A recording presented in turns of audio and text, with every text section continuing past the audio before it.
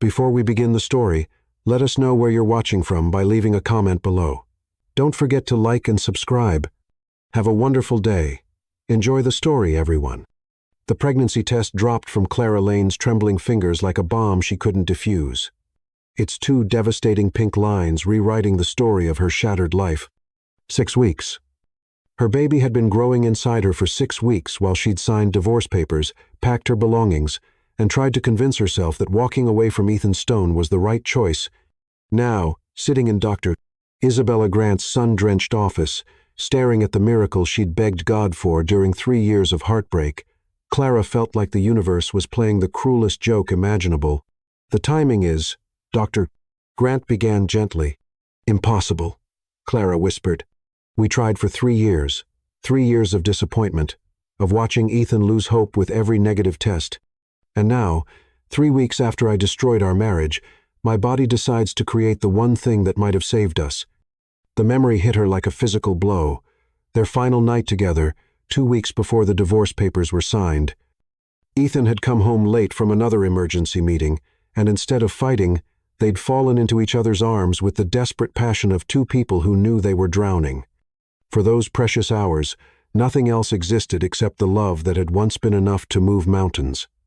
It must have been then, in that moment of perfect connection, their child was conceived. Have you considered telling him? Dr. Grant asked carefully, her silver hair catching the afternoon light streaming through windows that had witnessed Charleston's secrets for over a century. Clara's laugh held no humor, only the sharp edge of pain that had been her constant companion since leaving the mansion on Duval Street. Tell him what? That the wife he couldn't make time for is carrying the baby he stopped believing in? That while he was choosing his father's ghost over our future, our miracle was already growing? She stood abruptly, her flowing sundress hiding the secret that would change everything. Through the office windows, she could see Rainbow Row painted in shades of rose and gold, each pastel house holding its own stories of love and loss. Somewhere in this beautiful, suffocating city, Ethan was probably still at his office, building the empire that mattered more than the woman who'd loved him with every breath in her body. He made his choice the night he told me some dreams aren't meant to be, Clara continued, her voice stronger than the shattered heart beating in her chest. Work over family, success over love, his father's legacy over the life we could have built together. Doctor. Grant leaned forward, concern clouding her kind eyes. Clara, honey, a baby changes everything, even the things we think are set in stone. Not Ethan. The words came out like a prayer she'd stopped believing in. Ethan Stone doesn't change for anyone.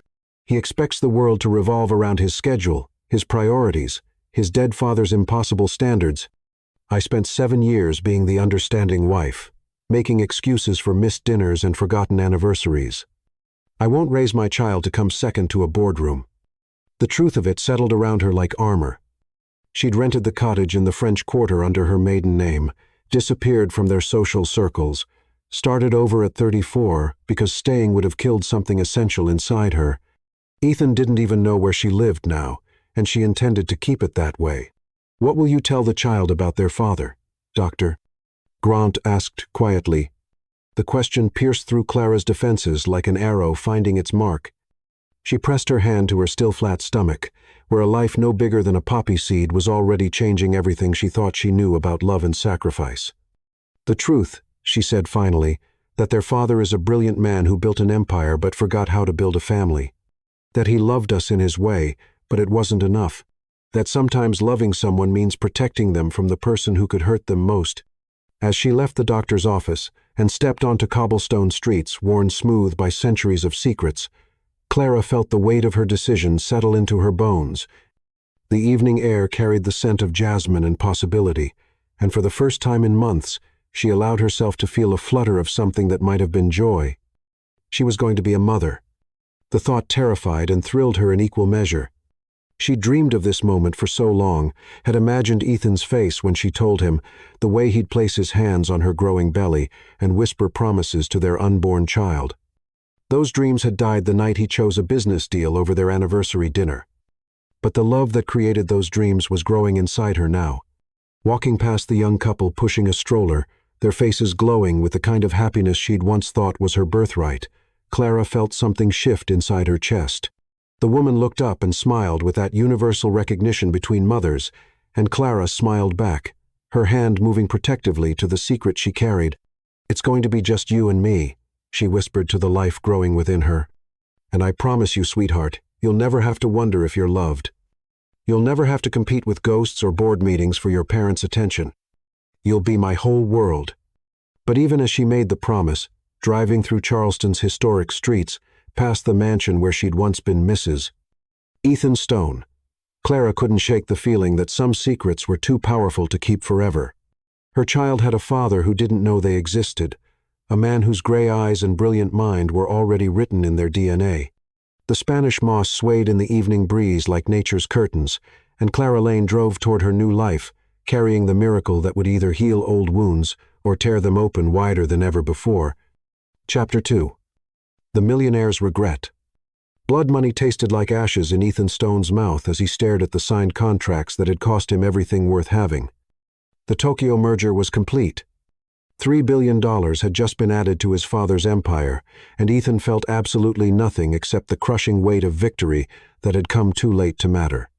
From his corner office windows, Charleston glittered beneath him like a city of broken promises, each light a reminder of the life he'd built and the love he'd destroyed with his own hands. "Mr. Stone." Gideon Holt appeared in the doorway, like a concerned ghost. His weathered face creased with worry. "It's nearly midnight. Perhaps you should go home." "To what?" Ethan's laugh was sharp enough to cut glass. "To that mausoleum, where every room still smells like her perfume, where I can sit in the silence and remember what it felt like to be loved by the only woman who ever mattered." The crystal tumbler in his hand had become his most faithful companion these past 3 weeks. Expensive whiskey, burning his throat like liquid regret. Gideon had worked for the Stone family since Ethan was in college, had watched him transform from a young man who once left board meetings early to pick wildflowers for his wife into the workaholic who'd forgotten his own anniversary. "She loved you," Gideon said quietly, his voice carrying the weight of years watching their relationship crumble. "Loved. Past tense." Ethan set down the glass before he threw it against the wall. "Do you know what she called me the night she left? She said I'd become exactly like my father. Not the good parts, the vision, the drive, the ability to create something from nothing, just the worst part. The part that sacrificed everything real for something that only existed on paper." The accusation had hit him like a physical blow because it was devastatingly true. Cornelius Stone had built an empire, but he died alone in this very office at 58, working on a deal that couldn't wait another day. Ethan had found him slumped over these same merger documents, and his last words had been about market projections, not the son who'd spent a lifetime trying to earn his approval. "I swore I'd be different," Ethan continued, his voice breaking like a teenage boy's. "I promised myself I'd never choose business over family the way he did. And then I did exactly that, didn't I? I let her eat dinner alone while I chased his ghost across 3 time zones." The irony was suffocating. He'd spent 20 years building the kind of success his father had demanded, accumulating wealth and power beyond most people's dreams, and the only thing he'd ever truly wanted was now lost to him forever. Clara had asked for so little: dinner together, conversations that weren't interrupted by phone calls, holidays where his attention belonged to her instead of whatever crisis couldn't wait until Monday. "Where is she?" Ethan asked suddenly, the question that had been torturing him for weeks finally escaping. "I've driven past the gallery where she used to work, but they said she'd resigned. I've called every hotel in Charleston, every rental agency. It's like she vanished into thin air." Gideon shifted uncomfortably. "Perhaps she doesn't want to be found." The truth of it landed like a punch to the solar plexus. Clara had disappeared so completely that even his considerable resources couldn't locate her. She'd taken almost nothing from their divorce settlement, just her art supplies, her grandmother's jewelry, and a broken heart that he'd caused. The woman who'd once loved him enough to wait up until 3 o'clock alas, when his flights were delayed now, wanted nothing to do with him. "I hired a private investigator," Ethan admitted, shame burning his cheeks. "Then I fired him before he could find anything. If she wanted me to know where she was, she'd tell me. She made her choice." "Did she?" Gideon asked gently. "Or did you make it for her, one missed dinner at a time?" The question hung in the air like an indictment. Ethan thought about their last anniversary, the emerald dress she'd worn that he'd barely noticed, the way she'd looked at him when he'd answered his phone during their final fight. There had been something in her eyes that night, not just anger, but a kind of desperate sadness, as if she was watching their marriage die in real time. "She tried so hard," he whispered, the admission scraping his throat raw. 3 years of fertility treatments, of hoping and praying and believing we could have everything. And I watched her hope die a little more with every negative test. Watched her blame herself for something that was probably my fault anyway. The stress I put her under. The way I was never really present even when I was home. His mother's words from earlier that week echoed in his mind with devastating clarity. "You destroyed the only real thing you ever had, Ethan. Your father built an empire, but at least he never forgot what mattered most until it was too late. You forgot while you still had time to remember." Margaret Stone had driven up from their family estate in Savannah specifically to deliver that particular sermon, and every word had been a knife between his ribs. She'd found him drunk and broken in their family mansion, surrounded by empty rooms that still held Clara's laughter in their walls. "I called off the board meeting this morning," Ethan said suddenly, the words surprising even him. "First time in 10 years I've canceled something for personal reasons." "Do you know why?" Gideon waited, having learned when Ethan needed to speak and when he needed silence. "Because I realized she was right about everything. Dad didn't leave me this company because he loved me. He left it because he couldn't take it with him, and he knew I was stupid enough to sacrifice my life for his legacy the same way he did." Ethan stood, his tall frame silhouetted against the city lights. "I've been chasing a dead man's approval for 20 years, and it cost me the only person whose approval actually mattered. The office felt like a tomb filled with meaningless achievements. Awards lined the walls, proof of success that tasted like sawdust. Ethan had everything his father had wanted him to have, and nothing that would make waking up tomorrow worthwhile. "What are you going to do?" Gideon asked. "I'm going to find her." The decision crystallized in Ethan's chest like steel cooling into shape. "I don't care if she's moved to Alaska or changed her name or built a new life that doesn't include me. I'm going to find Clara, and I'm going to spend the rest of my life proving that I can be the man she deserved all along." Ethan picked up his wedding ring from where it had been sitting on his desk for 3 weeks, the platinum band catching the office lights like a promise he'd broken. He slipped it back onto his finger for the first time since she'd left, the weight of it both familiar and foreign. "And if she won't listen," he continued, "then I'll keep trying until she does. She's the love of my life, Gideon. The only woman I've ever loved. The only one I'll ever love. I'd rather spend the next 50 years earning her forgiveness than 5 minutes pretending I could be happy without her." As he left the office that had been his prison, Ethan felt something shift in his chest. Not hope exactly, but the possibility of hope. Tomorrow, he would start the hardest campaign of his life, not to build a business empire, but to win back the woman whose love had been the only thing that ever made him feel truly successful. Behind him, the merger documents lay abandoned on his desk, billions of dollars in contracts that had cost him everything and meant absolutely nothing. Ahead lay the most important mission of his life, finding the woman he'd lost and proving that love could triumph over even the deepest regret. Chapter 3. Hidden in Plain Sight. Morning sickness hit Clara Lane like a freight train disguised as nausea, forcing her to abandon the most important client meeting of her new career to vomit behind the magnolia tree outside Sterling Whitmore's prestigious gallery. "Sweet Jesus, girl, what did you eat?" Aurora Gale's voice cut through the humid morning air as she rushed to her best friend's side, concern written across her striking features. "You look like death warmed over in a microwave." Clara wiped her mouth with the back of her hand, trying to regain some dignity while her world spun like a carnival ride. At 10 weeks pregnant, her body had become a stranger with its own agenda, betraying her at the worst possible moments. The irony wasn't lost on her. After years of praying for pregnancy symptoms, now she was getting them at the most inconvenient times imaginable. "Must be something I ate," she lied, the words tasting like ash in her mouth. This was the 5th time this week she'd used that excuse, and Aurora's artist's eye was too sharp to miss patterns. "That shrimp from last night, maybe?" "Honey, you didn't eat shrimp last night. You pushed salad around your plate for an hour and turned green when the waiter brought bread."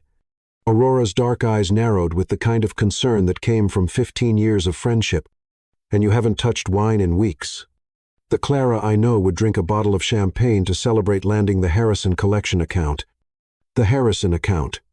3 months ago, representing one of Charleston's oldest families would have been the opportunity of a lifetime. Now, it felt like playing dress-up in someone else's life while her real world grew more complicated by the day. Every morning brought new challenges. Hiding her expanding waistline, making excuses for her sudden food aversions, and pretending that starting over at 34 wasn't terrifying when she was about to become a single mother. "I'm fine," Clara insisted, straightening her flowing blouse that had become essential to her wardrobe. "Just adjusting to the new job, new life, new everything. My stomach's been sensitive since the divorce." The lie slipped out easily, but Aurora's expression suggested she wasn't buying it. As Charleston's rising star in contemporary art, Aurora Gale had built her reputation on seeing what others missed, on finding truth in the spaces between brushstrokes. Applying that same intensity to her best friend's behavior was yielding uncomfortable results. "Since when do you wear loose clothes?" Aurora pressed, gesturing to Clara's carefully chosen outfit. "You used to live in those fitted dresses that made Ethan's eyes go all smoky. Now you dress like you're hiding something." The mention of Ethan's name hit Clara like a physical blow. She'd been so careful to avoid their old haunts, their shared friends, any place where his memory might be waiting to ambush her. But she couldn't avoid the way Aurora's concern reminded her of how attentive he'd been during their attempts to conceive, how he'd watched her for signs and symptoms with the intensity of a man desperate for hope. "I'm not hiding anything," Clara said, but her hand moved instinctively to her stomach before she could stop it. "I just like feeling comfortable." "Is that a crime?" Aurora caught the gesture, her artist's eye missing nothing. "Clara Marie Lane, we've been friends since college. I know when you're lying to me. And, honey, you're lying so hard I'm surprised your pants haven't caught fire." Before Clara could respond, her phone buzzed with a text from Dr. Grant reminding her about next week's appointment. She fumbled to silence it, but not before Aurora glimpsed the caller ID. "Dr. Grant." Aurora's eyebrows shot up. "Isn't she an OB/GYN? Why are you seeing a baby doctor if you're just stressed about the divorce?" The question hung in the humid Charleston air like Spanish moss, heavy with secrets. Around them, the French Quarter bustled with its usual morning rhythm. Tourists photographing wrought iron balconies, locals hurrying to work with coffee cups and ambitious plans, the city waking up to another day of beauty, history, and carefully guarded mysteries. "It's nothing," Clara said quickly, but her voice cracked on the words, "just some irregularities. Stress-related stuff. The divorce has been harder on my body than I expected." Irregularities. Aurora repeated the word like she was tasting wine, rolling it around to detect the notes of deception. What kind of irregularities? Missing periods, morning sickness, an overwhelming urge to wear muumuus and avoid wine. The accuracy of the assessment made Clara's knees wobble. She'd underestimated how well Aurora knew her, how transparent her secrets really were to someone who'd watched her navigate 7 years of marriage and 3 years of fertility struggles. "Aurora, please," Clara whispered, desperation creeping into her voice. "Whatever you think you know, just don't. Some things are too complicated to explain." Complicated? Like accidentally getting pregnant right after divorcing the man you've been trying to have a baby with for 3 years? Aurora's voice was gentle but relentless. Complicated, like carrying Ethan Stone's child while hiding from him in the French Quarter? The words hit Clara like a confession she hadn't meant to make. Her carefully constructed facade crumbled like sugar in rain, leaving her exposed and vulnerable on a public sidewalk with the most important secret of her life hanging between them. "How did you?" Clara started, then stopped, her hands trembling as reality crashed over her. "Honey, I'm an artist. I see things," Aurora said. "The way you touch your stomach when you think no one's looking. The way you've been glowing despite claiming to be miserable. The way you order ginger tea instead of coffee and excuse yourself from every meal before dessert." Aurora stepped closer, her voice dropping to a whisper. "Plus, you threw up behind a magnolia tree at 9 in the morning. Even for Charleston, that's not exactly subtle." Clara felt tears threatening. The emotional volatility of pregnancy, combining with the relief of being seen, truly seen, by someone who loved her. She'd been carrying this secret alone for weeks, and the weight of it had been crushing her slowly. "I can't tell him," she said finally, the words rushing out like water through a broken dam. "I can't tell Ethan. He'll either try to fix everything with money and lawyers, or he'll see it as another obligation he has to manage between board meetings. Either way, I lose." Aurora pulled her friend into a fierce hug, not caring about the early morning gallery patrons who might be watching. "Oh, sweetheart, how far along are you?" 10 weeks, due in early spring," Clara said, the words feeling strange in her mouth, like speaking a foreign language. "I found out 3 weeks after the divorce was final. The timing is so perfect it's almost funny. Except nothing about this is actually funny. Does anyone else know?" "Just Dr. Grant and now you." Clara pulled back, wiping her eyes carefully to preserve what was left of her makeup. "Aurora, you can't tell anyone. Not your mother, not your sister, not that gossip columnist you're dating. No one can know. What about when you start showing? What about when the baby comes? Ethan isn't stupid, Clara. He's going to figure it out eventually." The questions Clara had been avoiding rushed at her like a tide she couldn't hold back. She'd been living day by day, week by week, as if her pregnancy existed in a bubble that would never have to intersect with reality. But babies grew, and Charleston was a small city, and some secrets were too big to keep forever. "I'll handle that when it happens," she said, trying to project confidence she didn't feel. "Maybe I'll move away. Start over somewhere he'll never find us. California maybe, or Portland.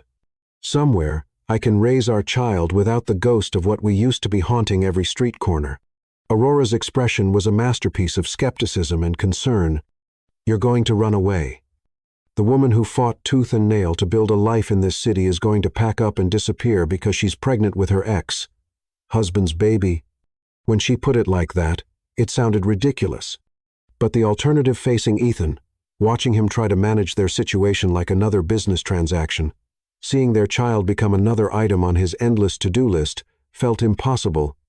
"I don't know what else to do," Clara admitted, her voice small and lost. "I love him, Aurora. I still love him so much it hurts to breathe sometimes. But love isn't enough when someone can't choose you over everything else that demands their attention." Before Aurora could answer, a familiar voice cut through the morning air like a knife through silk. "Clara." They turned in unison, and Clara's heart stopped beating for approximately 3 full seconds. 50 feet away, standing outside the cafe where she used to meet Ethan for lunch when they were first married, was Gideon Holt, her ex-husband's assistant, and the one person in Charleston most likely to report her whereabouts back to the man she was trying to avoid. He was staring at her with the kind of recognition that meant her careful anonymity had just evaporated like morning mist. And in his hand was a cell phone that could connect him to Ethan Stone in approximately 30 seconds. Clara Lane was no longer hidden in plain sight. She was simply exposed, pregnant, and completely out of places to run. Chapter 4. The Accidental Encounter. Fate wore a black tuxedo and the face of Ethan Stone as he stepped through the entrance of the Charleston Heritage Foundation's annual gala, completely unaware that his ex-wife stood frozen 20 feet away like a deer caught in headlights. Clara's champagne flute slipped from her nerveless fingers, crystals shattering on the marble floor of the historic ballroom, with a sound like her carefully constructed new life exploding into pieces. She'd forgotten about this event, had blocked it from her memory along with everything else that belonged to their old life together. Now, at 4 months pregnant and barely concealed in a flowing navy gown, she watched the only man she'd ever loved scan the crowd with those devastating gray eyes that had once seen straight through to her soul. "Breathe," Aurora whispered urgently beside her, gripping Clara's elbow with enough force to leave bruises. "Just breathe. He doesn't know you're here." But even as her best friend spoke the words, Ethan's gaze found her across the crowded ballroom with the unerring precision of a man who could locate her heartbeat in a room full of strangers. The moment their eyes met, the rest of the world ceased to exist. The orchestra playing Vivaldi, the conversations about Charleston's historic preservation, the 200 other guests in their finest attire, everything disappeared, except the space between them that suddenly felt both infinite and non-existent. He looked terrible, gorgeous, elegant, devastating in his perfectly tailored tuxedo, but terrible in the way that only heartbreak could accomplish.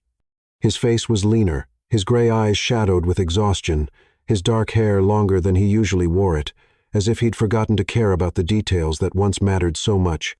Even across the distance, she could see the weight of their separation carved into every line of his expression. "Shit," Aurora breathed, following Clara's gaze. "Okay, new plan. We leave right now before he can." But Ethan was already moving, cutting through the crowd with the focused determination that had built his empire and destroyed their marriage. People stepped aside automatically, recognizing the intensity of a man on a mission, and Clara found herself equally unable to move toward him or away from him, caught in the gravitational pull of a love that hadn't died just because they'd signed papers declaring it legally over. "Mrs. Stone." He stopped directly in front of her, the old title falling from his lips like a prayer he wasn't sure he was allowed to say anymore. His voice was rougher than she remembered, as if he'd spent the past 4 months shouting or crying or both. "It's Lane now," she corrected automatically, then immediately regretted the way the words made him flinch. "I changed it back." "Of course you did." His smile was painful to witness, self-deprecating and broken in equal measure. "You changed everything back, didn't you? Including your address, your phone number, and your desire to exist in the same city as me."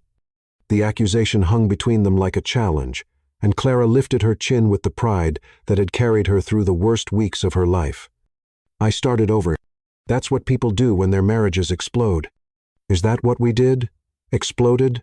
Ethan stepped closer, and suddenly she could smell his cologne, could see the fine lines around his eyes that hadn't been there when they were happy. "Because I remember it more like a slow bleed, death by 1,000 tiny cuts, each one administered by my own neglect." The honesty in his voice caught her off guard. This wasn't the Ethan who'd answered his phone during their anniversary dinner, who'd treated their relationship like another business transaction to be managed efficiently. This was the man she'd fallen in love with under Spanish moss and starlight, the one who'd read her poetry and promised her forever before he'd forgotten how to prioritize the things that mattered most. "What are you doing here?" she asked, fighting to keep her voice steady while her heart tried to beat its way out of her chest. "This isn't exactly your scene anymore. Too many social obligations, not enough profit margins." The barb hit its mark, and she watched him absorb the pain with the grace of someone who knew he deserved it.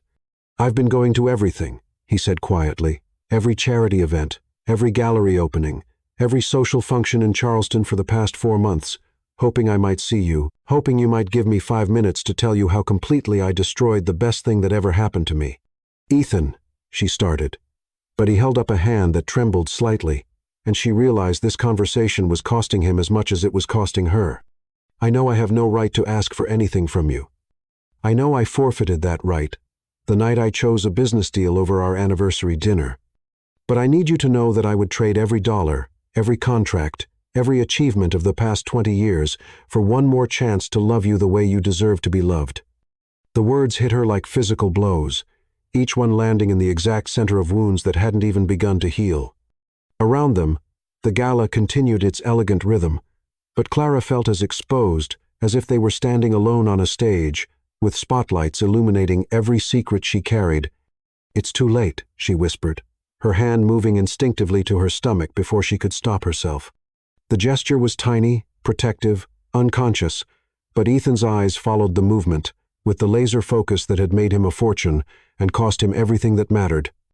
His gaze lingered on her flowing gown, on the way she was standing slightly angled to minimize her profile, on the soft roundness that 4 months of pregnancy had added to her face and figure.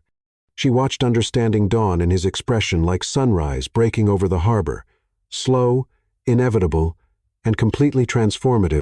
"Clara," he said, and her name was a question, a prayer, and an accusation, all wrapped into 2 syllables that held the power to change everything. "Don't," she said quickly, panic rising in her throat like bile. "Whatever you think you see, whatever you think you know, you're pregnant." The words fell between them, like stones dropped into still water, creating ripples that would reach every corner of their lives. "You're carrying my baby."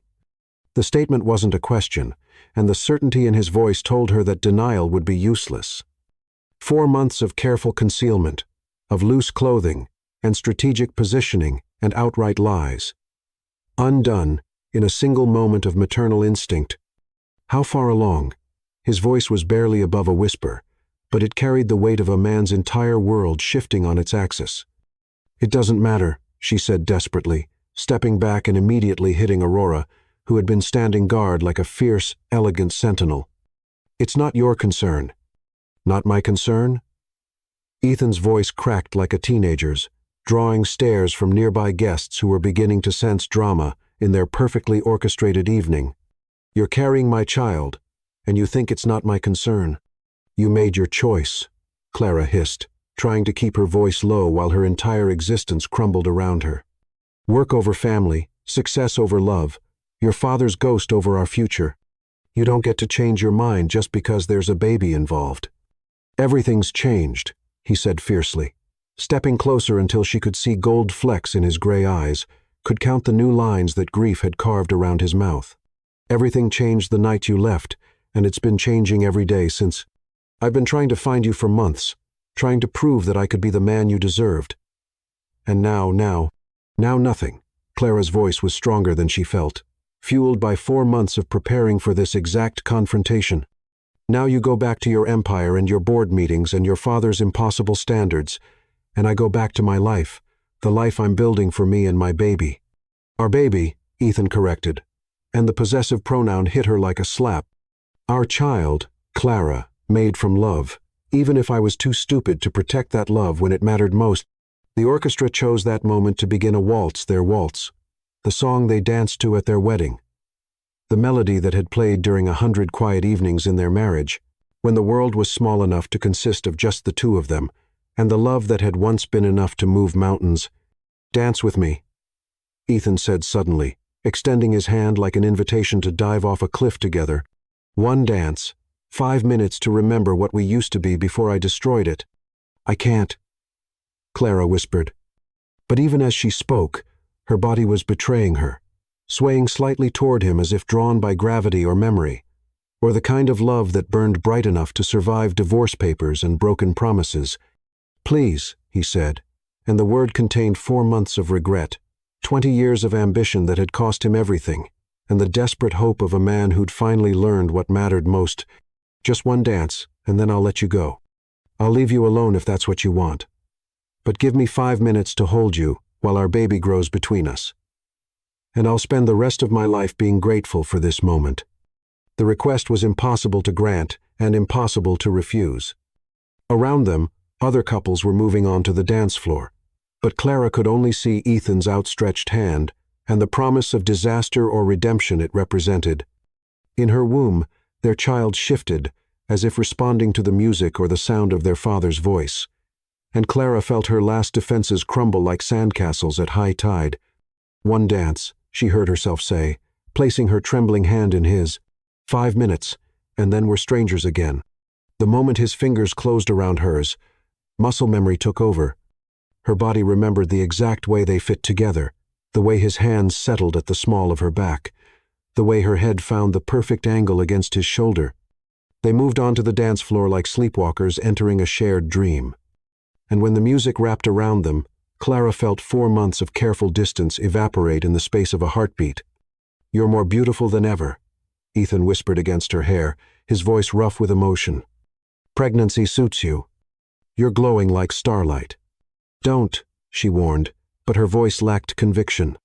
Being in his arms felt like coming home after a long exile, and her treacherous heart was already forgetting why she'd left in the first place. "I've missed you every second of every day," he continued, his confession flowing over her like warm honey. "I've missed your laugh, your terrible cooking, the way you hum in the shower. I've missed the woman who made me believe I could be better than my father ever was." They swayed together in perfect rhythm, her growing belly, a gentle pressure between them that spoke of promises and possibilities. Other couples danced around them, but Clara felt as isolated and exposed as if they were the only two people in the world. "Why didn't you tell me?" The question was barely audible, spoken into her hair with the kind of pain that left scars. "Why didn't you trust me with this?" "Because you proved I couldn't trust you with anything that mattered," she replied. But even as she spoke the words, they felt less true than they had 4 months ago. The man holding her wasn't the distant workaholic who'd forgotten their anniversary. This was someone transformed by loss, gentled by regret, made tender by the kind of love that survived even devastating mistakes. "I know," he said simply. "I know I lost the right to your trust the night I chose everything else over you. But, Clara, if you give me one more chance, just one, I swear on our child's life that I'll spend every day proving you can trust me again." The promise hung between them like a bridge across an impossible chasm. Part of her wanted to cross it, wanted to believe that love could triumph over the patterns that had destroyed them. But the larger part, the part that had been shattered by years of coming second to board meetings and business trips, couldn't quite make the leap. "I'm scared," she admitted, the words escaping before she could stop them. "I'm scared that you'll change back into the man who forgot I existed the moment someone needed a merger approved. I'm scared that our baby will grow up watching their father choose work over family the same way I did." "Then let me prove you wrong," Ethan said fiercely, spinning her gently so that her dress flared around them like flower petals. "Let me show you that losing you taught me the difference between success and happiness. Let me demonstrate that I'd rather be a mediocre businessman and an extraordinary husband and father than the richest man in Charleston's cemetery." The song was ending, their 5 minutes evaporating like morning mist. Soon the music would stop, and she'd have to choose between the safety of the life she'd built alone and the terrifying possibility that love might be enough this time. "Our baby kicks," she said suddenly, the confession surprising them both. "When music plays, when I laugh, when I think about you. As if they know they belong to both of us. Even if we can't figure out how to belong to each other." Ethan's hand moved to her stomach with reverent care, his palm settling over the place where their child grew. For a moment, they stood perfectly still in the middle of the dance floor, connected by touch and hope and the miracle of new life. "Can you feel it?" Clara whispered. "I can feel everything," he replied, his eyes bright with unshed tears. "I can feel our baby, and I can feel how much I love you, and I can feel the weight of every mistake I made. But mostly, I can feel hope. For the first time in 4 months, I can feel hope." The music ended with a final lingering note that seemed to echo in the space between their hearts. Around them, couples separated and applauded, but Ethan and Clara remained locked in their embrace, neither willing to be the first to let go. "What happens now?" she asked, her voice small and vulnerable. "Now I fight for you," Ethan said, his thumb tracing gentle circles on her stomach. "Now I prove that second chances aren't just fairy tales. Now I show you that the man who lost you isn't the same one who's going to win you back. And if I say no, if I tell you to leave us alone?" The question hung between them like a blade, sharp enough to cut through hope and leave them bleeding. Ethan was quiet for so long that Clara wondered if he was going to answer at all. "Then I'll respect your wishes," he said finally, each word carefully measured and devastatingly sincere. "But I won't give up. I'll love you from a distance. I'll support our child however you'll let me. And I'll spend every day becoming the man who deserves you, even if I never get the chance to prove it."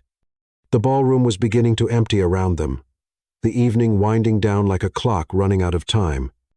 Aurora appeared at Clara's elbow, car keys already in hand, ready to extract her friend from a situation that had spiraled far beyond anyone's control.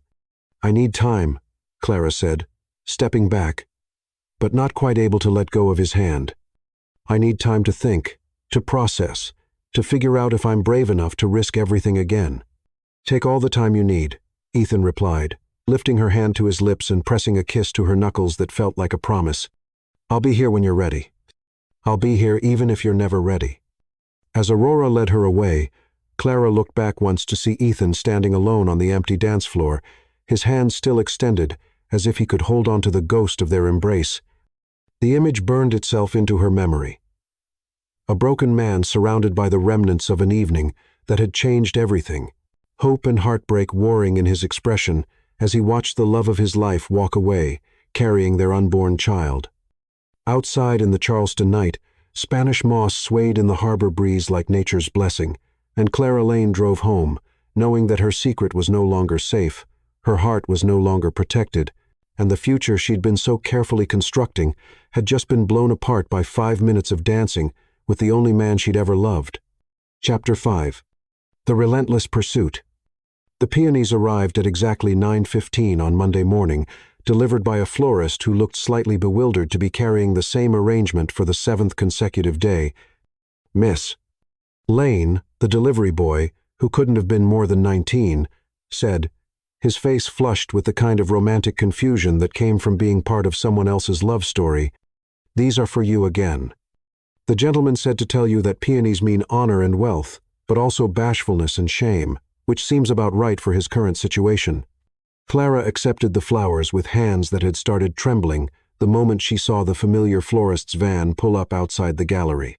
5 weeks had passed since the gala. 5 weeks of Ethan proving that his transformation wasn't just crisis-induced remorse, but a fundamental shift in the man she'd married and lost. The flowers were just the beginning of a campaign, so subtle and relentless that she felt like she was being courted by a man who'd studied her heart like a battle plan.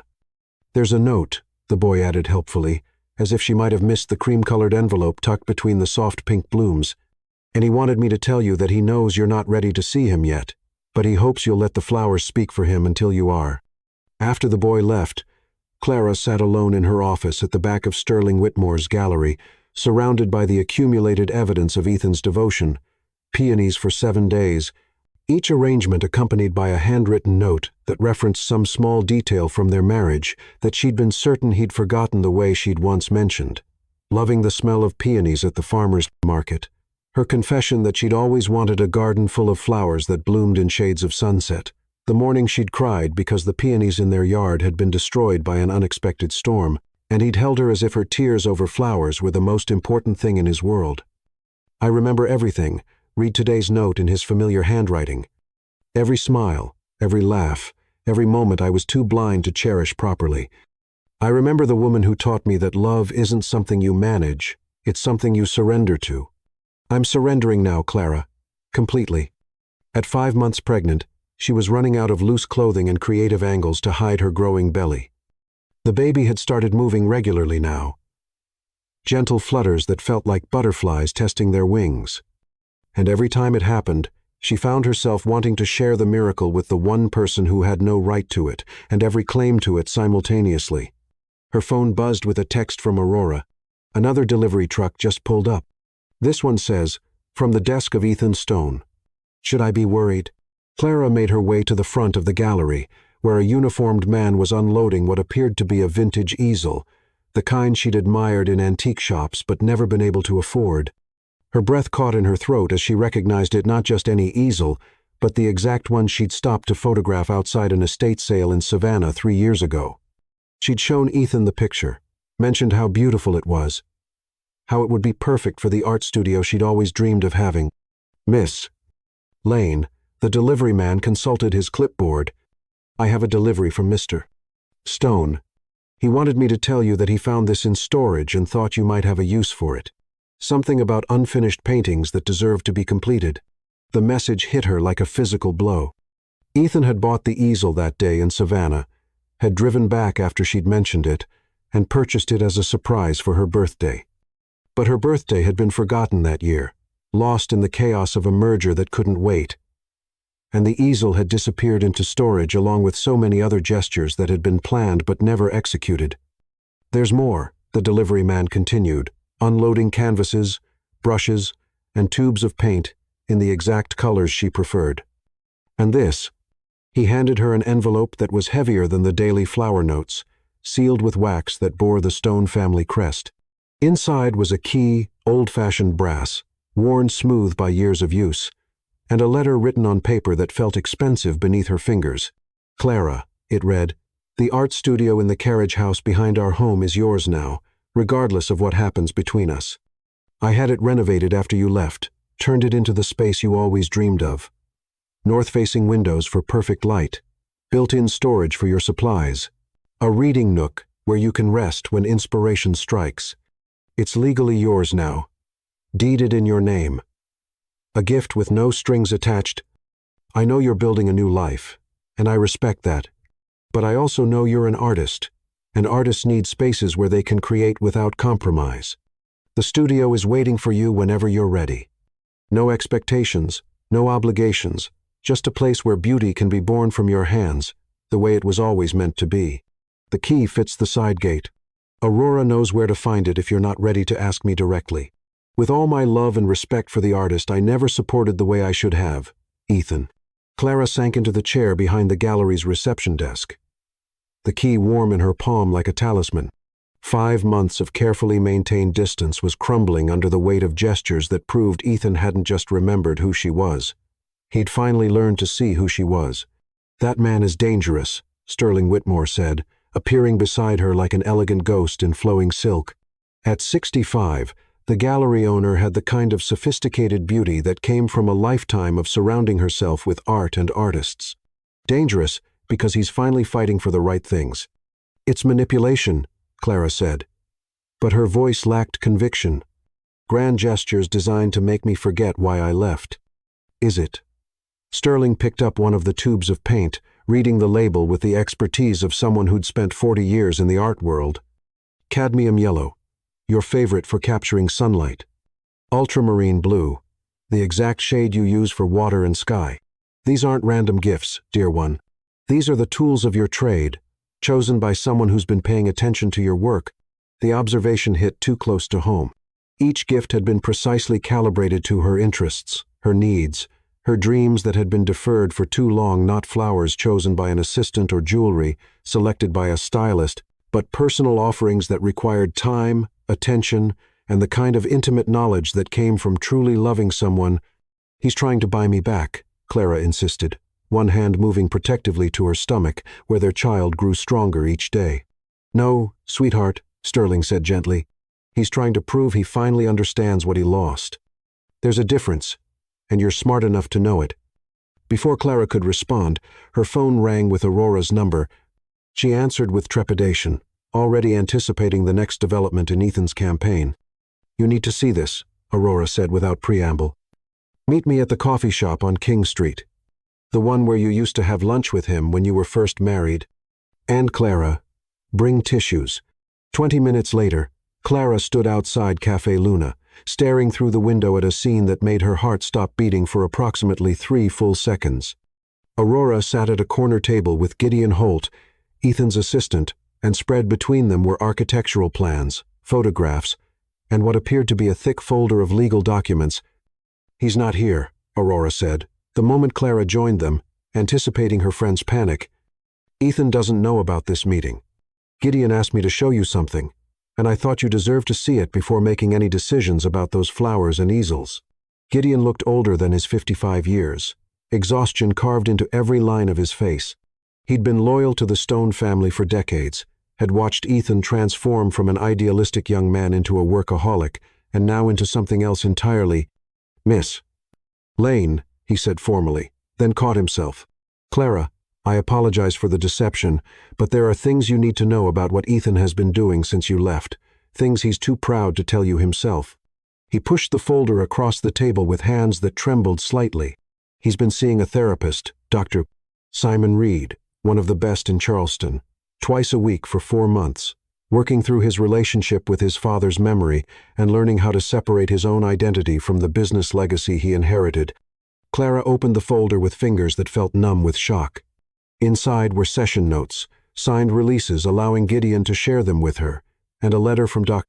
Reed himself, detailing Ethan's progress in learning to prioritize relationships over achievements.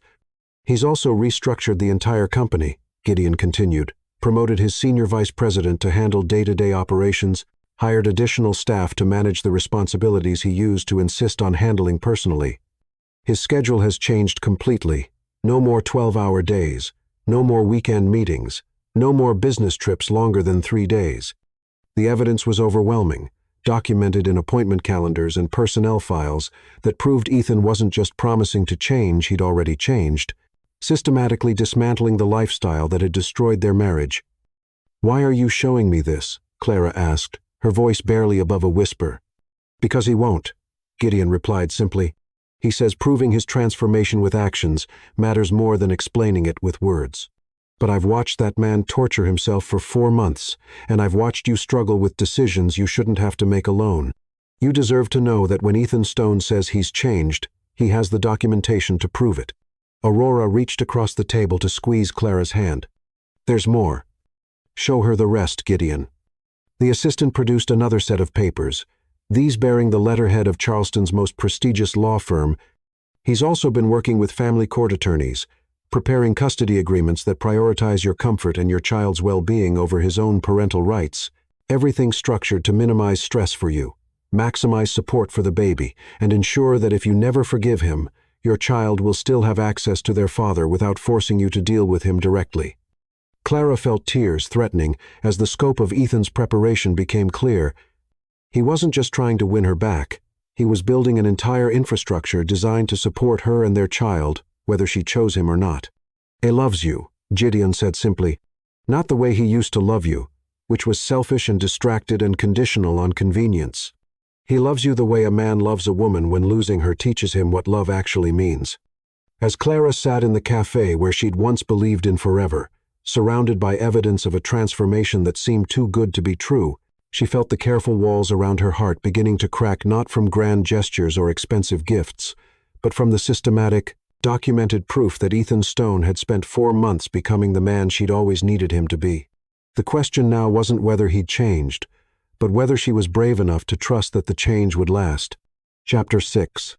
Vulnerabilities Revealed. Thunder crashed over Charleston like the sound of heaven breaking apart, and Clara Lane realized she was about to become the star of a disaster movie she'd never auditioned for.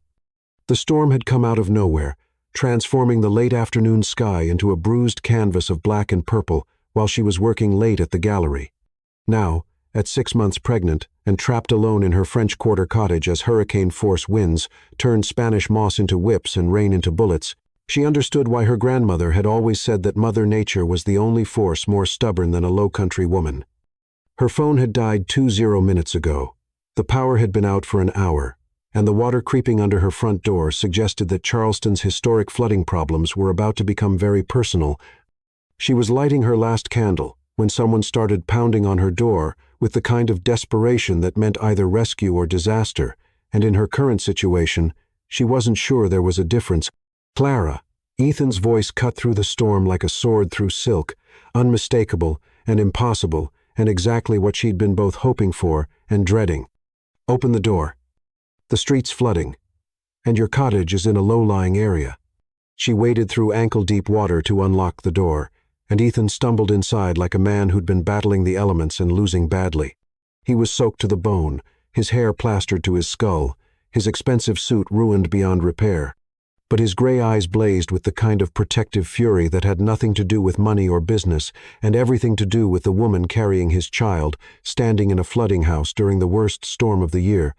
"What are you doing here?" she gasped, trying to process the sight of her ex-husband materializing in her living room like some kind of well-dressed sea god. "Your neighbor, Mrs. Jenkins," called Gideon in a panic. Ethan said, shrugging out of his soaked jacket and immediately moving to assess the water situation. She said the storm drains couldn't handle the rain, and the low-lying areas were flooding fast. "I tried calling you, but your phone went straight to voicemail. So you drove through a hurricane to check on me." The question came out more incredulous than grateful. Though underneath her shock, Clara felt something warm and dangerous, unfurling in her chest. "I drove through a hurricane to make sure my pregnant ex-wife wasn't drowning in a historic cottage with 18th-century drainage." Ethan corrected, already moving toward her bedroom to grab clothes and essentials. "The distinction matters less than getting you somewhere safe." A massive gust of wind chose that moment to rattle the windows like a giant's fist, and Clara felt her first real spike of fear. The water was rising faster now, already covering her ankles and creeping toward electrical outlets with malicious intent. "We need to leave," Ethan said, reappearing with a bag hastily packed with her things. "My car is parked on higher ground, but we need to move before the street becomes impossible." "I can't just abandon my home," Clara protested, even as another crack of thunder made her jump like a startled cat. "It's not abandoned if you're alive to come back to it," Ethan replied grimly. "But if you stay here, there's a real chance you won't be. Clara, I'm not leaving without you. I've already lost you once, and I'll be damned if I'm going to lose you to a storm that should have been a Category 1, but decided to throw a tantrum over Charleston." The sincerity in his voice cut through her stubborn independence like a blade through butter. This wasn't the controlling businessman who'd once tried to manage her emotions like quarterly reports. This was a man terrified of losing the woman he loved, and his fear was finally greater than his pride. "Okay," she said, surprised by her own surrender. "But if my cottage floats away while we're gone, you're explaining it to my insurance company." They made it to his car, just as the street transformed into a river with automotive aspirations. Ethan drove with the focused intensity of someone navigating an apocalypse, taking routes that avoided the worst flooding, while Clara gripped the door handle and tried not to think about everything that could go wrong. "Where are we going?" she asked as he turned away from the downtown area where his mansion sat like a fortress against the storm. "My mother's house," Ethan replied, concentration carved into every line of his face. "It's on higher ground in Somerville, and Margaret has been preparing for storms like this since Hurricane Hugo. Plus, she's been wanting to see you since the divorce, so this gives her an excuse to mother us both while pretending it's about hurricane hospitality." The mention of Margaret Stone sent a flutter of anxiety through Clara's chest. Ethan's mother had always been kind to her, but their relationship had been complicated by the woman's fierce protection of her son and her equally fierce disappointment in his treatment of his marriage. "She knows?" Clara asked, her hand moving instinctively to her rounded belly. "She knows I've been trying to win you back, and she knows I've been attending therapy sessions like a man possessed. She doesn't know about the baby, but Margaret Stone didn't raise any fools. She'll figure it out approximately 30 seconds after you walk through her door." They reached the elegant antebellum home just as the storm reached its peak fury, rain falling in sheets so thick that the world outside disappeared entirely. Margaret Stone met them at the door, wearing a silk robe and an expression of maternal concern that could have powered the entire city if Charleston had figured out how to harness parental worry for electricity.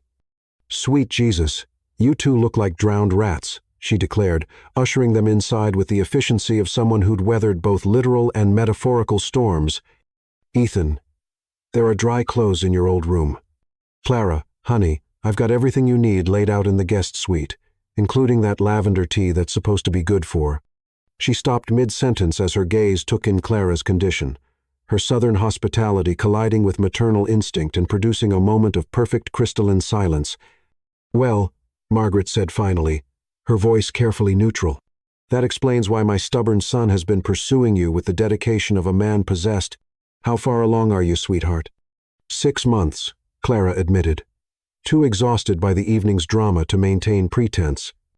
"Due in March." Margaret's face transformed, years of disappointment and worry replaced by something that looked suspiciously like joy barely contained. 6 months, so conceived right before the divorce was finalized, which means this baby was made from love, not spite. That's something, at least. As if summoned by the mention of timing, Clara felt a sharp cramp ripple across her abdomen, intense enough to make her gasp and grab the nearest piece of furniture for support. The stress of the storm, the flooding, the emotional upheaval of seeing Ethan again, it was all catching up to her at once. "Clara," Ethan was beside her in an instant, his hands gentle but firm as he helped her to the sofa. "What's wrong? Is it the baby?" "Just Braxton Hicks," she said, trying to sound confident while another contraction made her catch her breath. "False labor, perfectly normal at 6 months." But even as she spoke the words, she could see fear blooming in Ethan's eyes like flowers opening to poisonous sunlight. This was uncharted territory for both of them. Pregnancy without the safety net of marriage, impending parenthood complicated by divorce and reconciliation attempts, and the kind of love that survived everything except the people who carried it. "Should we call Dr. Grant?" Margaret asked, already moving toward the phone with the efficiency of someone who didn't wait for permission to take charge. "The phone lines are down," Ethan said grimly, "and the roads are impossible. We're on our own until the storm passes." Another contraction hit Clara, stronger this time, and she felt the first real flutter of panic in her chest. 6 months was too early, too dangerous, too many complications waiting to happen if her body decided to take labor seriously. "Ethan," she said, and his name came out like a prayer. She wasn't sure she was allowed to say. "I'm scared." The admission cost her everything. Her pride, her carefully maintained independence, her determination to handle single motherhood without needing anyone. But as Ethan knelt beside the sofa and took her hands in his, she realized that some fears were too big to carry alone. "I'm here," he said simply, his voice steady, despite the terror she could see in his gray eyes. "I'm here. And I'm not going anywhere." Whatever happens, we'll handle it together. Outside, the storm raged with biblical fury, transforming Charleston into an island of wind, water, and wild electricity.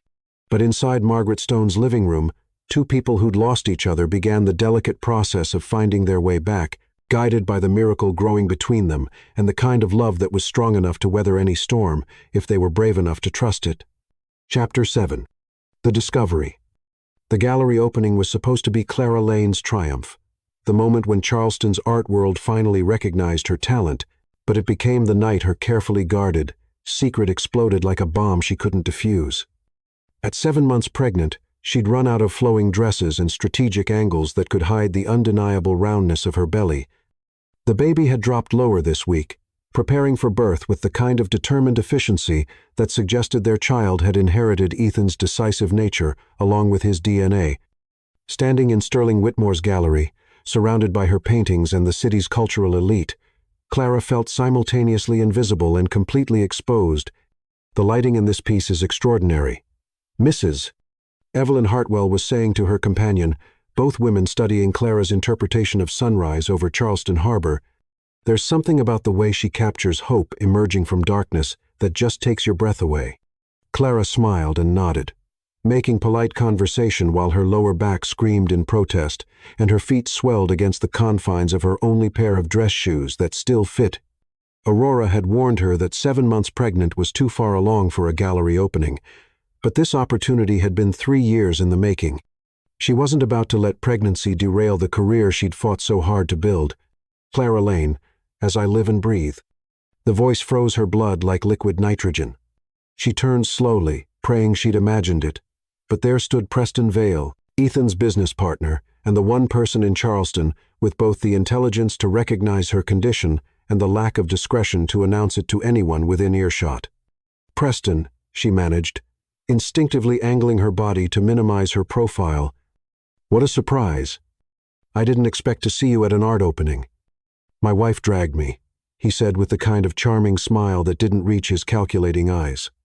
"She's been talking about supporting local artists, and when I saw your name on the invitation, I couldn't resist the opportunity to see how you've been adapting to your new circumstances."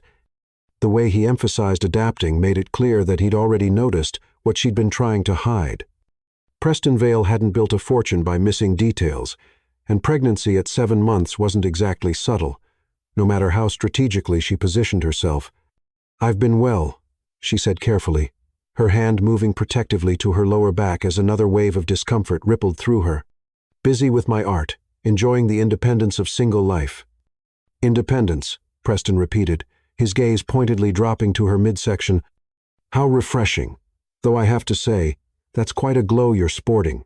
Positively radiant, one might say, almost as if you're flourishing in some particular way." Before Clara could respond, a familiar voice cut through the gallery's ambient noise like a blade through silk. "Preston, I didn't know you were interested in contemporary art." Ethan appeared beside them with the fluid grace of a predator who'd spotted a threat to his territory. He looked devastating in his charcoal suit, every inch the successful businessman. But Clara could see tension in the set of his shoulders and something dangerous glittering in his gray eyes. "Ethan, my friend," Preston said with false warmth, "I was just admiring Miss Lane's work and commenting on how well she looks, absolutely glowing with health and vitality." The emphasis was unmistakable, and Clara watched understanding dawn in Ethan's expression like sunrise breaking over a battlefield. His gaze moved to her face, then dropped to take in her flowing black dress, the way she was standing with one hand pressed to her lower back. The unmistakable roundness that 7 months of pregnancy had added to her figure. "Clara," he said, and her name was a question, a prayer, and an accusation, all wrapped into 2 syllables that held the power to change everything.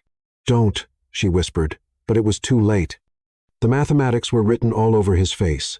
7 months pregnant, divorced 4 months ago, conceived during their marriage when they'd given up hope of ever having children. How long? His voice was barely above a whisper, but it carried the weight of a man's entire world shifting on its axis. "Excuse me," Preston said with obvious glee. "I seem to have stumbled into something private. Ethan, we should definitely talk soon about a lot of things, it seems." He disappeared into the crowd with the satisfied air of someone who'd just acquired valuable information, leaving Clara and Ethan staring at each other across a chasm that had just opened up and swallowed her entire, carefully constructed new life. 7 months, Ethan said. Not really a question. You're 7 months pregnant with my child. And you never told me. The accusation hung between them like a blade, sharp enough to cut through hope and leave them both bleeding. Around them, the gallery buzzed with conversation and laughter, people admiring art and discussing technique. While Clara's world collapsed into the space between two broken hearts. "It's not your concern," she said. But the words sounded hollow even to her own ears. "You made your choice. Work over family, success over love. Not my concern?" Ethan's voice cracked like a teenager's, drawing glances from nearby guests who were beginning to sense drama in their perfectly orchestrated evening. "You're carrying my baby, and you think it's not my concern?" "Lower your voice," Clara hissed, acutely aware of the attention they were attracting. "This is my career, my moment. Don't you dare turn it into another scene about your feelings." But even as she spoke, another wave of pain rippled across her abdomen, stronger than the Braxton Hicks contractions she'd been experiencing all week. She gripped the wall for support, her breath catching as the intensity caught her off guard. "Clara!" Ethan was beside her instantly, his hands gentle but insistent as he steadied her against the wall. "What's wrong? Is it the baby?" "I'm fine," she insisted, but another contraction seized her middle, strong enough to make her gasp and double over slightly. "Just stressed. Too much standing. Too much excitement." But Ethan's face had gone pale as marble, his business acumen immediately calculating timelines and possibilities. "When are you due?" "Exactly when are you due, Clara?" "March," she said through gritted teeth, trying to breathe through the pain. "Early March." "It's the 15th of December," he said, his voice tight with barely controlled panic. "If you're 7 months along and due in March, that means you're further along than you're admitting. How far along are you really?" Another contraction hit before she could answer, this one strong enough to make her cry out despite her determination to stay silent. The gallery's conversations began to quiet as people noticed the drama unfolding near the back wall, and Clara realized her worst nightmare was coming true. Her private pain was becoming a public spectacle. 32 weeks, she whispered, the truth escaping as her body betrayed her attempts at secrecy. "I'm 32 weeks pregnant, and these aren't Braxton Hicks contractions." The admission hit Ethan like a physical blow. 32 weeks meant the baby could survive if born now, but it also meant they were 8 weeks early, and complications were not just possible but probable. His face cycled through shock, terror, and a kind of protective fury that had nothing to do with anger and everything to do with love. "We're going to the hospital," he said, already pulling out his phone. "Right now." "I can't leave," Clara protested weakly, even as another wave of pain made her grip his arm for support. "This is my opening night. These people came to see my work, and if I disappear, they came to see art, not watch you go into premature labor." Ethan said grimly, his arms sliding around her waist to support her weight. "And if our baby decides to make an early appearance, I want doctors and nurses and every piece of medical equipment in Charleston within reach." Sterling Whitmore appeared as if summoned, her elegant face creased with concern as she took in the scene. "What do you need?" she asked simply. The kind of woman who understood that emergencies required action, not questions. "An ambulance," Ethan said, "and crowd control. I don't want this turning into entertainment for Charleston's social media." "Already handled," Sterling replied, her phone already in her hand. "Aurora is managing the guests, and I'm calling Dr. Grand directly. She'll meet you at the hospital." As they waited for the ambulance, Clara found herself leaning against Ethan's chest, his familiar scent and steady heartbeat providing comfort she'd been denying herself for months. The contractions were getting stronger and closer together, and the reality of the situation was beginning to penetrate her stubborn independence. "I'm scared," she whispered against his shirt, the admission costing her everything she'd built to protect herself. 32 weeks is too early. What if something's wrong? What if I lose the baby because I was too proud to tell you, too stubborn to accept help when I needed it?" "Hey," Ethan said softly, his hand stroking her hair with the gentleness she remembered from their early marriage. Look at me, Clara." She raised her eyes to meet his, seeing her own fear reflected in gray depths that had learned to prioritize love over everything else that had once seemed important. "Our baby is strong," he said with the kind of certainty that could move mountains. "They're part you and part me, which means they're stubborn enough to survive anything and smart enough to know when they're loved. And they are loved, Clara. Whether you forgive me or not, whether we figure out how to be a family or not, this baby is loved beyond measure." The ambulance arrived with sirens that seemed unnecessarily dramatic for what Clara was still hoping might be false labor. But as the paramedics helped her onto the stretcher, another powerful contraction convinced her that their child had inherited Ethan's impatience, along with his determination. "Sir," the paramedic looked at Ethan with professional efficiency. "Are you the father?" Ethan's eyes met Clara's, asking permission for a claim he'd been denied for 7 months. She saw hope and terror warring in his expression, saw the man who'd learned too late what mattered most, asking for the chance to be present for the most important moment of their lives. "Yes," she said, the word coming out stronger than she felt. "He's the father." As the ambulance pulled away from the gallery with sirens wailing, Clara gripped Ethan's hand while their baby prepared to make an entrance that would change everything. Behind them, her art remained on the walls, beautiful and meaningful and completely insignificant compared to the miracle that was about to either bring them together or tear them apart forever. "I should have told you," she said as another contraction peaked. "I should have trusted you with this." "We'll figure it out," Ethan replied, his thumb tracing gentle circles on her palm. "Whatever happens, whatever our baby needs, we'll figure it out together. I promise you that, Clara. I promise you everything." Through the ambulance windows, Charleston flashed by in a blur of lights and history, a city that had weathered storms and wars and the rise and fall of countless love stories. Tonight, it would witness the beginning of a new chapter in theirs, one written in the language of forgiveness, hope, and the kind of love that was strong enough to survive even the most devastating mistakes.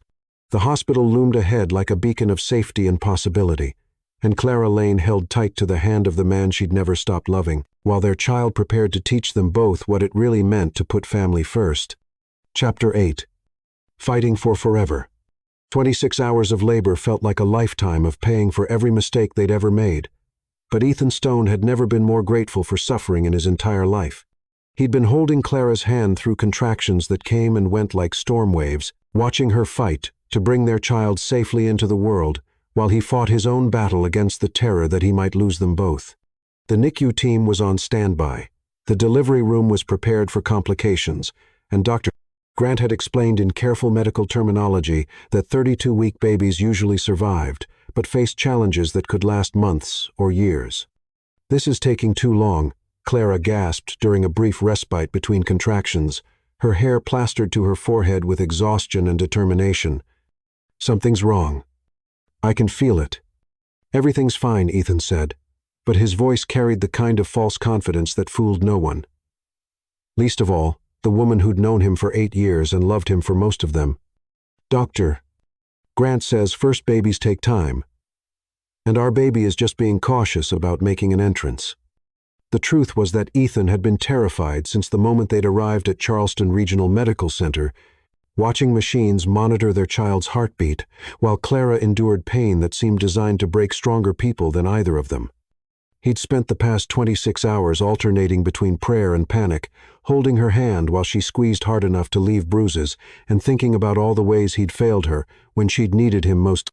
"I need to push," Clara said suddenly, her voice taking on the urgent quality that had been building for the past hour. "Dr. Grant, I need to push right now." "Not yet, sweetheart," the doctor said, checking the monitors with practiced efficiency. "Baby's heart rate is strong, but we need a little more dilation before it's safe to start the final stage." Ethan watched helplessness flood Clara's face. The same expression she'd worn during their years of fertility treatments, when her body had felt like a traitor to her dreams.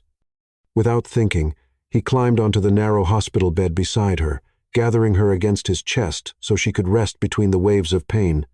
"Remember what you used to tell me during the merger with Jenkins Industries," he whispered against her hair, "when I was convinced everything was going to fall apart and I couldn't see a way forward. That some things are worth fighting for, Even when the outcome is uncertain, Clara murmured, her voice muffled against his shoulder. And what else? That the best victories come from refusing to give up when giving up would be easier. A small smile ghosted across her lips despite the pain. Are you using my own advice against me, Ethan Stone? Absolutely, he said, pressing a kiss to her forehead. Because you're the strongest person I've ever known, and our baby is lucky enough to be part you, which means they're going to be just fine. And so are you. Another contraction hit, stronger than the ones before, and Clara's grip on his hand turned painful enough to make him grateful he'd never broken any fingers in his youth.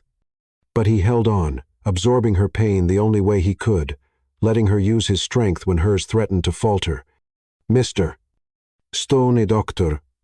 Grant looked up from her position at the foot of the bed. I need you to help Clara sit up.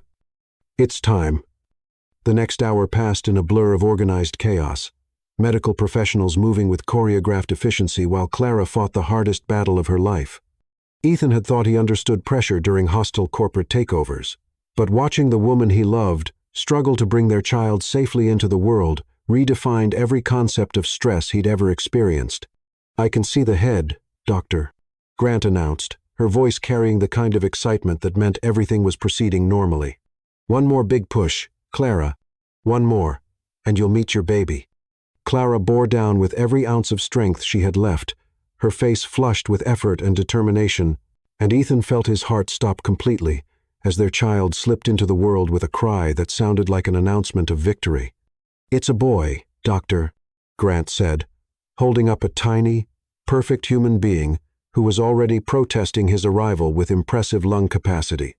Will Ethan Stone meet your parents? The baby was smaller than Ethan had expected, his skin slightly translucent and his features delicate in the way of children born before their time. But his cry was strong, his movements vigorous, and when the NICU team quickly assessed him, their smiles suggested that 32 weeks had been enough for this particular miracle to survive and thrive. Is he okay? Clara asked, exhaustion and anxiety warring in her voice as the medical team worked over their son. His breathing, his heart, is everything working the way it should? Preliminary assessments look very good, Doctor. Grant assured her, accepting baby Will from the NICU nurse and placing him on Clara's chest for their first skin-to-skin contact. He's breathing on his own, his color is good, and his APGAR scores are better than we expected for a 32-week delivery. He'll need to stay in the NICU for monitoring and feeding support, but this little guy appears to be a fighter. Ethan stared at his son, and felt something fundamental shift in his chest. This tiny person was part him and part Clara. The physical manifestation of a love that had survived divorce and separation, and all the mistakes that had seemed insurmountable just hours ago. Will's eyes were closed, but his tiny hand gripped Clara's finger with the kind of determination that suggested he'd inherited more than just their DNA. He's perfect, Ethan whispered, his voice breaking on the words. Clara, he's absolutely perfect. He's early, she said. But her voice carried wonder instead of worry, as she traced their son's features with a gentle finger. But he's here, and he's ours. And he's. She looked up at Ethan with tears streaming down her face. He's the most beautiful thing I've ever seen. The most beautiful thing we've ever created, Ethan corrected, leaning down to kiss both his son's forehead and the woman who'd given him the greatest gift imaginable, the most beautiful thing we'll ever create together. As the medical team prepared to transfer Will to the NICU for monitoring and care, Ethan felt the weight of responsibility settle on his shoulders like a mantle he'd been born to wear. This wasn't about mergers or quarterly reports or building an empire that would outlast his mortality. This was about being present for every feeding, every milestone, every moment that mattered in his son's life. I want to be here, he said suddenly, the words coming out with more force than he'd intended. Not just for visiting hours or scheduled appointments. I want to be here for everything, the 3:00 a.m.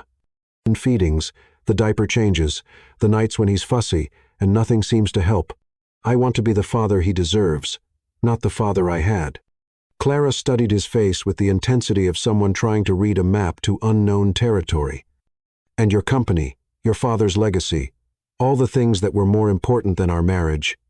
I resigned as CEO last week, Ethan said, The admission surprising them both promoted Preston to the position and restructured my role to focus on long-term strategy instead of day-to-day operations. 40 hours a week, maximum, no weekend obligations, no travel longer than 3 days. I want to be a hands-on father, Clara. I want to be the man you fell in love with, instead of the workaholic who forgot how to put family first. The confession hung between them like a bridge across an impossible chasm, and Ethan held his breath while Clara processed the magnitude of what he'd just revealed. Giving up the CEO position hadn't been easy, but losing his family had been infinitely harder. You resigned. Clara repeated slowly, as if testing the words for hidden meanings. You actually walked away from everything you spent 20 years building. I walked away from a job title. Ethan corrected. I kept the parts that matter. The financial security for our family. The ability to work on projects I'm passionate about. The flexibility to be present for the people I love. I just gave up the parts that were slowly killing everything I actually cared about. Before Clara could respond, a NICU nurse appeared with a transport incubator, ready to take Will to the specialized unit where he'd receive the care his early arrival required. The separation felt brutal, even though it was temporary, watching their son disappear behind glass walls and medical equipment that would keep him safe until he was strong enough to come home. He'll be fine, doctor, Grant assured them, recognizing the panic in both parents' faces.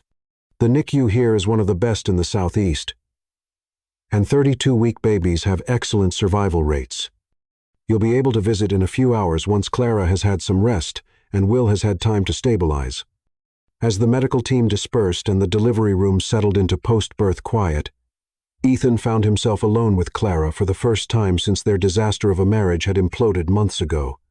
She looked exhausted but radiant, her face soft with the kind of contentment that came from surviving something impossible and discovering strength she hadn't known she possessed. Thank you, he said quietly, taking her hand in both of his.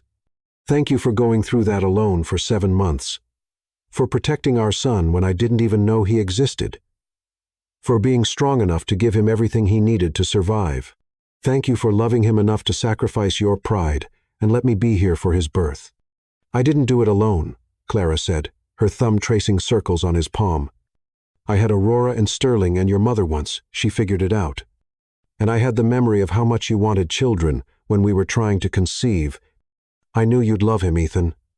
I just wasn't sure you'd choose him over everything else that demands your attention. I choose him, Ethan said fiercely.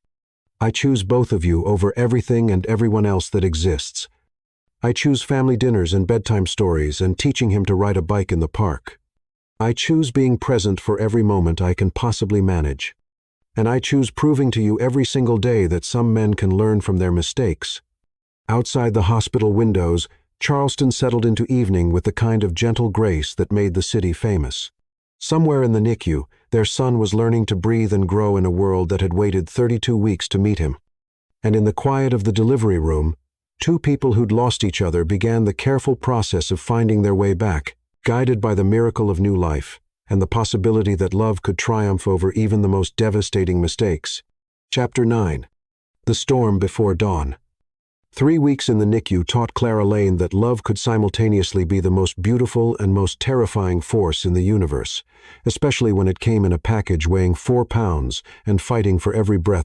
Will had defied the odds from his first moment outside the womb, breathing on his own and growing stronger each day under the watchful care of Charleston's best neonatal specialists.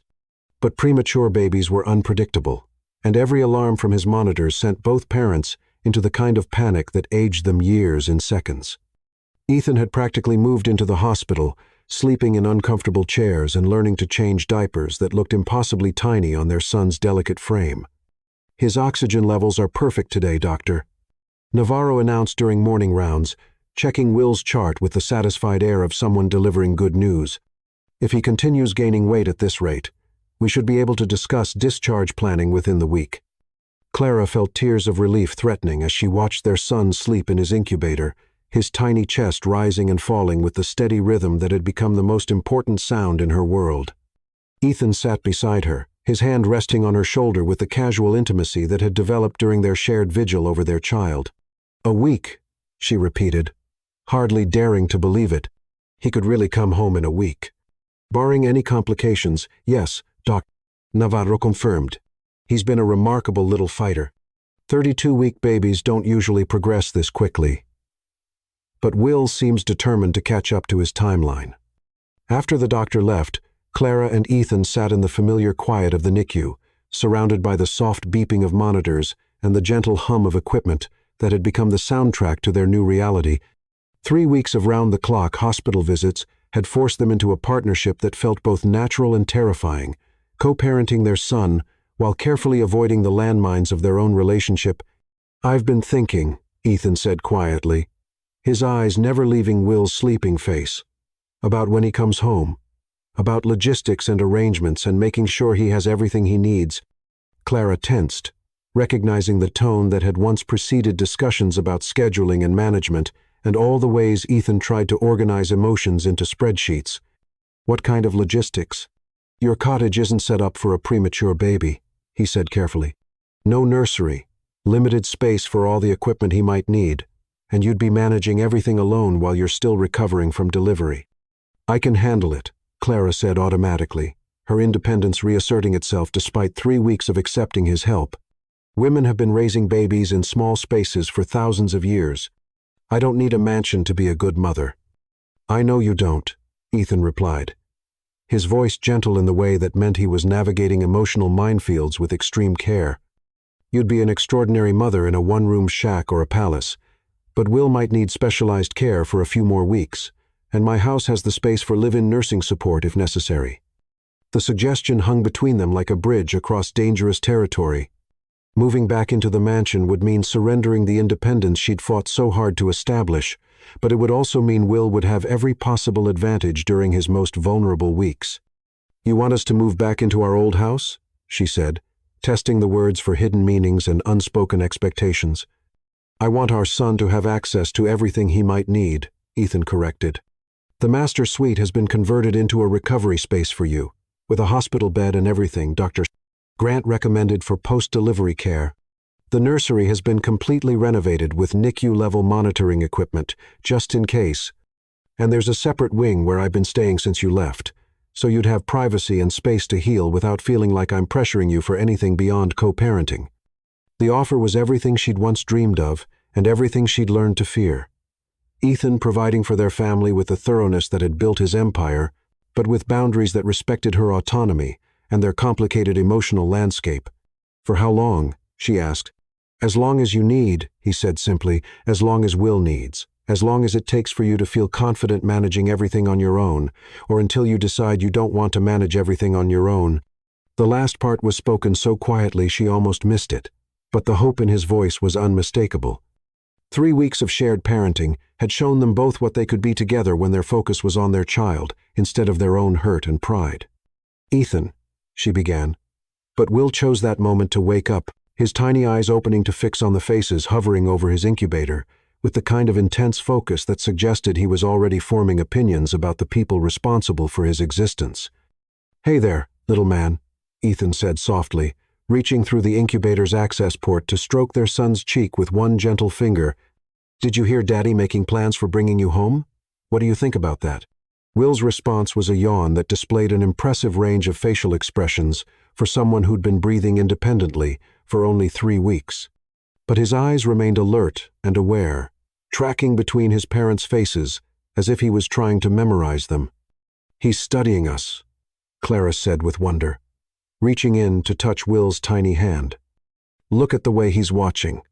He knows we're his parents." "Of course he does," Ethan said, his voice thick with emotion. "He's been listening to our voices for months. He knows we're the people who love him most in the world." The weight of that love settled between them like a tangible presence. For 3 weeks, they'd been focused on Will's survival and growth, working together with the single-minded determination of parents facing their child's medical challenges.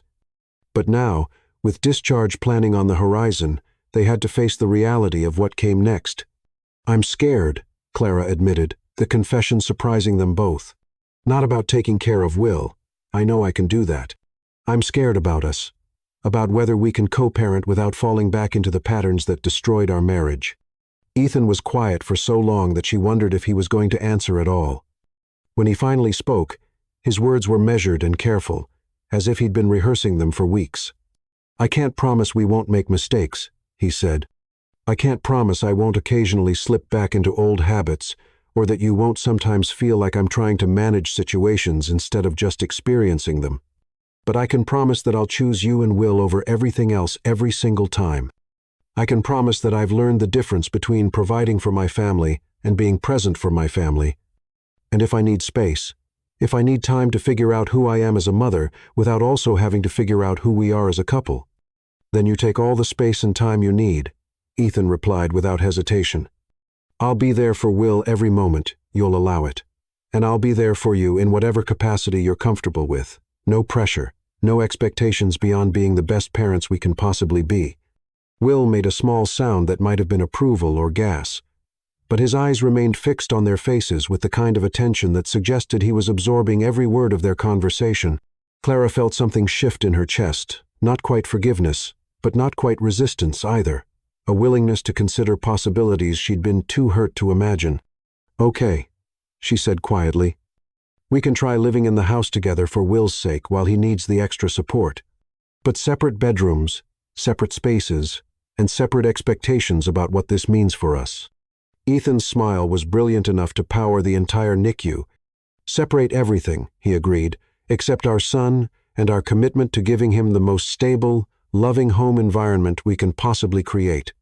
As if in approval of their arrangement, Will wrapped his tiny fingers around both of their hands simultaneously, his grip surprisingly strong for someone so small.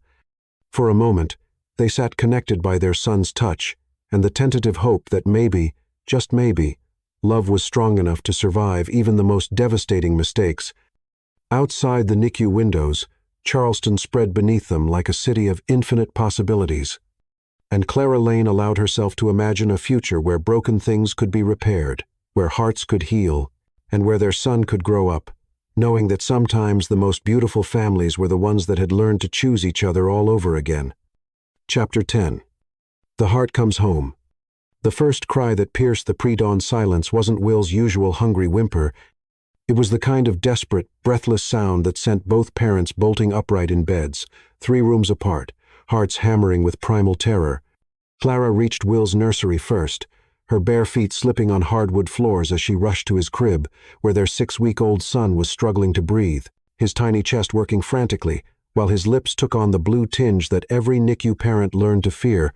The monitors erupted in alarms that sounded like air raid sirens. "Ethan!" Her scream tore through the house, and she heard him running before she'd finished saying his name, his feet pounding down the hallway with desperate speed. "What's wrong?" He appeared wearing only pajama pants, hair wild from sleep, but his eyes instantly focused on their son, who was fighting for every breath. "He can't breathe," Clara said, her voice breaking as she lifted Will from his crib. "His breathing just stopped, and I don't know what to do."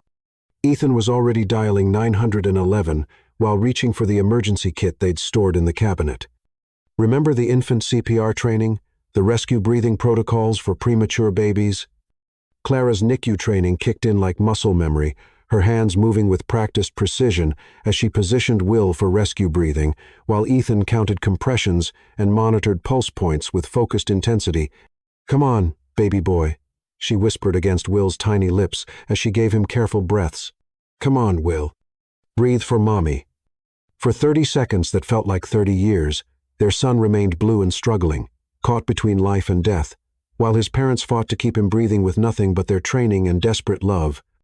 Then Will drew a shuddering breath that inflated his lungs properly, his color improving as oxygen returned to his system, and his cry was the most beautiful sound either parent had ever heard. "That's it," Ethan said, relief and terror still warring in his voice. "Keep breathing, Will. Keep fighting." The ambulance arrived 6 minutes later, but Will was breathing normally and protesting loudly about being disturbed. The paramedics pronounced him stable but insisted on hospital transport, and Clara found herself in an ambulance again, holding their son, while Ethan gripped her free hand. "Apnea episodes aren't uncommon in premature babies," Dr. Navarro explained 4 hours later in the PICU. "His lungs are still developing, and sometimes the respiratory signals get temporarily interrupted." The fact that he responded immediately to your intervention suggests his systems are fundamentally healthy. But it could happen again, Clara said, exhaustion and fear making her voice small. It could, Doctor. Navarro agreed gently.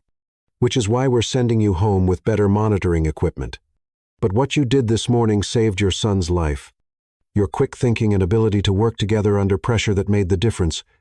As Will slept peacefully in his hospital crib, surrounded by monitors, Clara felt something fundamental shift in her understanding of family.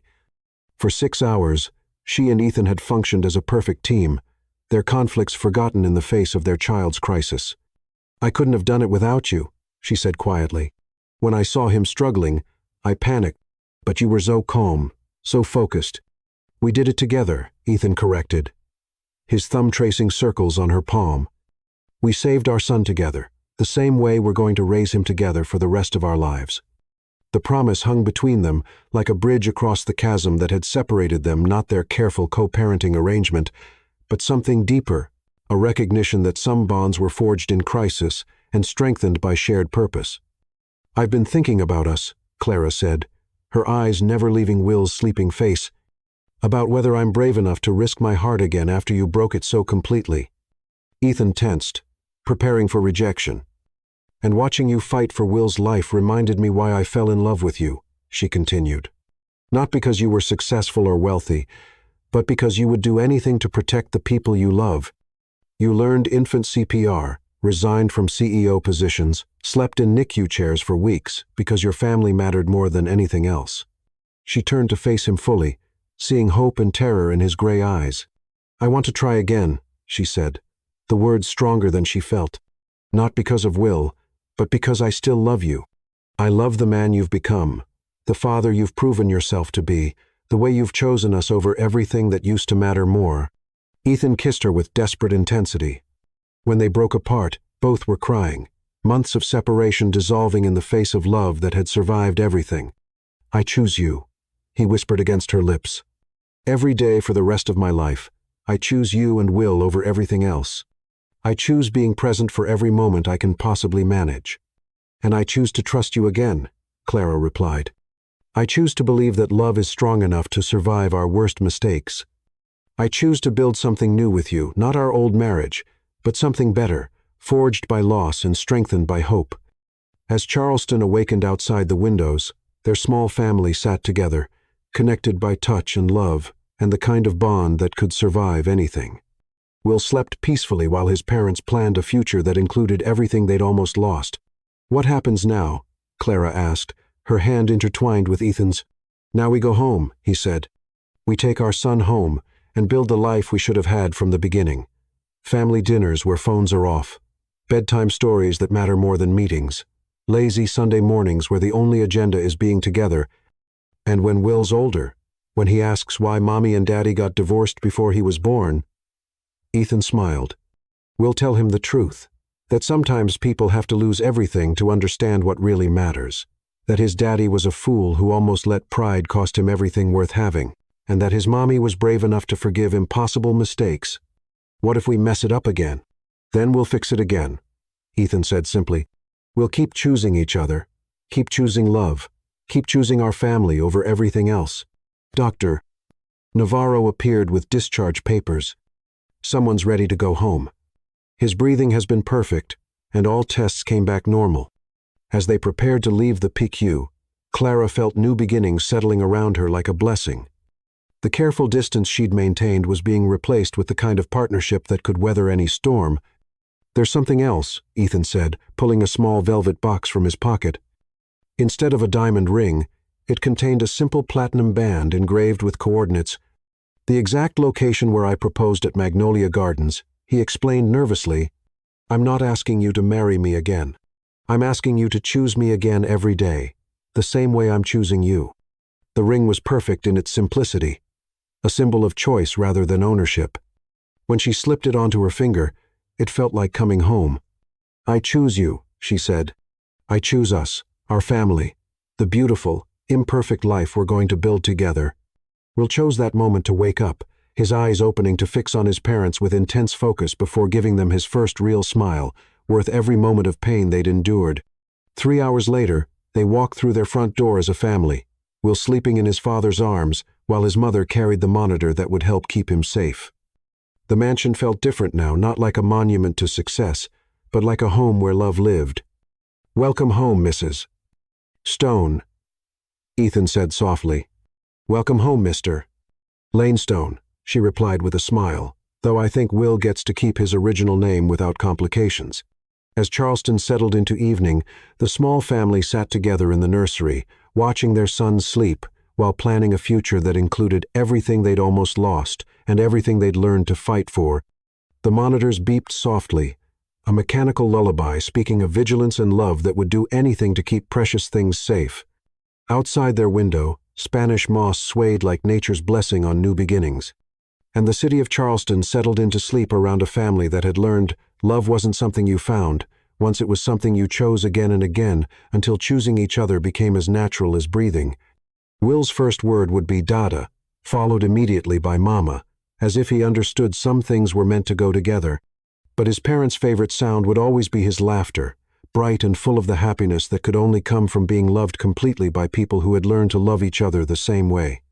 Their love story wasn't about a millionaire who wanted his wife back, but about two imperfect people who discovered that the greatest victories weren't won in boardrooms, but in quiet moments when you chose to fight for love instead of giving up on it.